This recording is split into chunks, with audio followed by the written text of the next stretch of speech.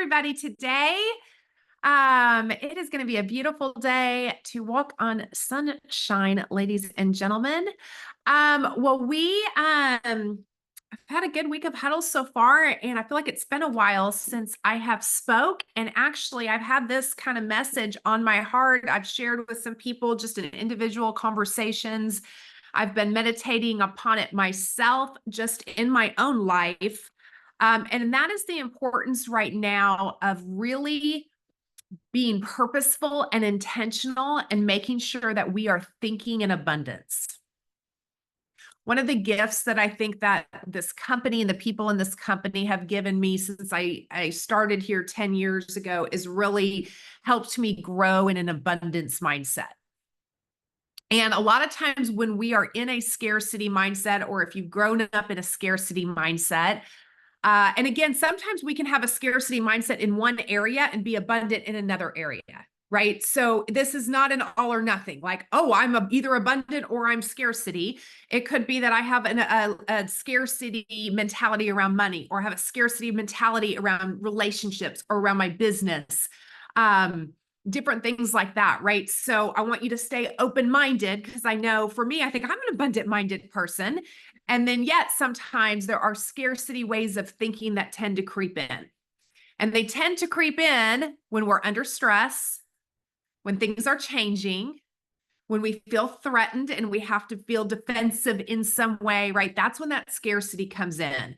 And so I think everybody probably can understand that we are in a market right now that is less. Just the facts, right? The facts as far as the number of homes being sold is less. And so easily we can jump from a feeling of abundance. 2021, it was real easy to have an abundant mentality in 2021 because there was actual little facts of abundance around us. But it's the test comes when we can look at a fact on a piece of paper and say, I have a choice right now to enter into scarcity, or I have a choice to be in abundance. And it is a choice that we make. Or we're in a season right now of industry shift and change where it can feel like there could be less opportunity.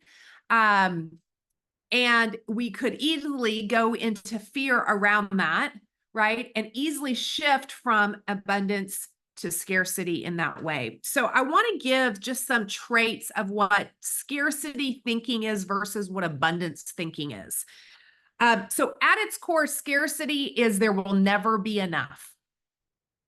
There's a limited supply of money, love, health, right? There's a limited supply of it. And so if I'm going to get my fair share, I have to fight tooth and nail, crawl, push other people down, right? Be in fear because there's only a certain amount. So I remember when Tommy and I were wanting to have a baby years ago, and going through that. If you don't know, we have IVF babies, so buy one, get one free. And I could share a lot about all of that with you, but I remember, and there are probably a lot of women on this call who have had similar journeys and experiences, and everybody's is very different. But I remember early on when we wanted to have a baby and it wasn't happening, and I had friends around me having babies, I remember very early on, I had to make a choice.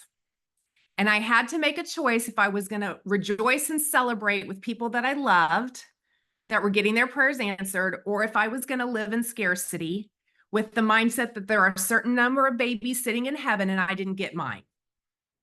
Right? And what I realized is I could live in joy because I chose to live in abundance, because I didn't believe that somebody else's blessing was something being taken away from me. Does that make sense? So that is an example of just in my life. And I think we can encounter this in so many different ways in business. So scarcity says there will never be enough. Abundance says there will always be more. There will always be more. Something can always grow. Something can always be created. There will always be more. Scarcity thinking puts us in victimhood. It's happening to me. This market is happening to me. This transaction disaster is happening to me. Abundance thinking takes complete control of our life, our actions, our beliefs, and our choices. Scarcity thinking competes to stay on top. Abundance collaborates to stay on top. Scarcity hoards things. I mean, hoards, that's a horrible word. Like nobody was like, I'm a hoarder and I'm proud of it. It's a terrible word. Hoards things from others, means keeps it tight, holds on to things out of fear of loss. Abundant thinkers are generous with others. Scarcity thinkers won't share knowledge. Abundant thinkers share knowledge freely. What if I share this unique thing I'm doing to get listings and somebody else markets to my neighborhood? Scarcity thinking is suspicious of others, always assuming somebody else has an ulterior motive. Abundant thinkers trust and build rapport. Scarcity thinkers resent competition. Abundant thinkers welcome competition.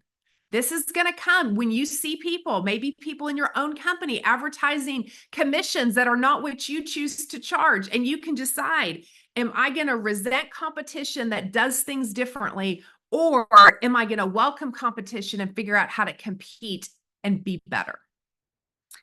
Am I afraid of being replaced? That's scarcity thinking. Abundance thinking strives to grow. Scarcity thinking believes times are tough. Abundant thinkers believe the best is yet to come. Scarcity thinkers believe the pie is shrinking. Abundant thinkers go bake a new pie.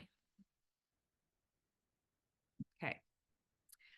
Scarcity thinkers think small and avoid risk. Abundant thinkers think big and embrace risk. Scarcity thinkers fear change, but abundant thinkers take ownership of change.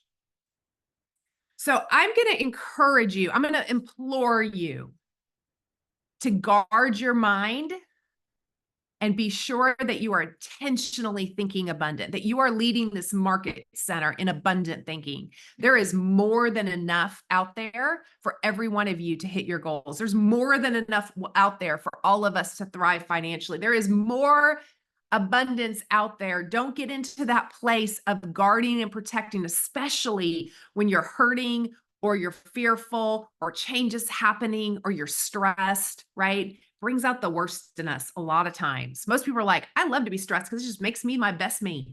Not usually, right? Not unless we're very intentional about it, and it can. So I want to give you two things to practice that I think that if we will focus on these two things, it will help keep us in abundance. And the first thing is gratitude. And I'm using the word practice intentionally. Right? Are you practicing gratitude? Meaning every day, are you focusing on what and who you are grateful for? Are you saying it out loud? Are you telling people? Right? Are you vocalizing it? Are you coming from a place of gratitude? Are you looking in the hard things or the challenging things to find ways to express gratitude to others? And then the second thing is to practice generosity. Practice generosity. Don't just be generous. Practice generosity. Generosity has absolutely nothing to do with how much money is in our bank account or how much time we have, right? Generosity has to do with giving more than what's earned or deserved. That's what generosity is. Sorry, folks, hang on. Okay, I'm back.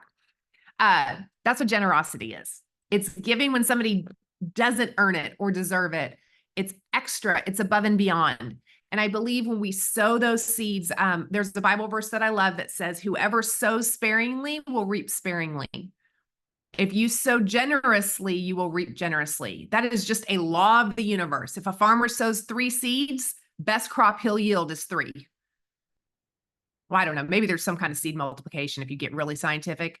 But I'm going to tell you, if you sow 200 seeds, if you sow 1,000,000 seeds, right? Even if all of those individual seeds don't come back and grow and produce fruit, you absolutely will have a much more abundant crop because of the generosity of it. Okay, so that's my challenge for everybody today on this fine Thursday. Janice, Seth, and I are going to be downstairs in the training room today with, you'll see a lot of our regional leaders in there. Tommy's coach, Mike Bastian, that has been his coach for like since he started at Keller Williams, is going to be teaching us on recruiting and all of that, which I'm really excited about. He's absolutely amazing. So we'll be in the training room today, learning just like you guys learn to get better. And we also have a Go Groundwork class this morning. The nature walk at Arbor Hills is tomorrow. So if you want to get out and move your body a little bit and get to know some fellow DPR agents, that is always such a great morning to go do that.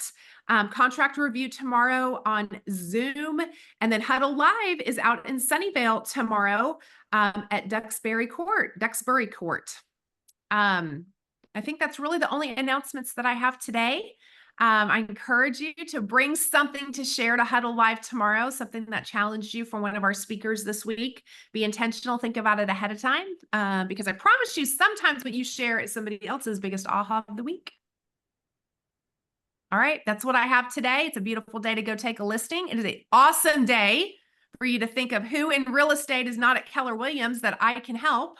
And send me their name and phone number so that we can reach out and get into a relationship and help them grow. And I'm going to turn it over to Daniel so y'all can do some conversation practice, and we'll see you guys soon.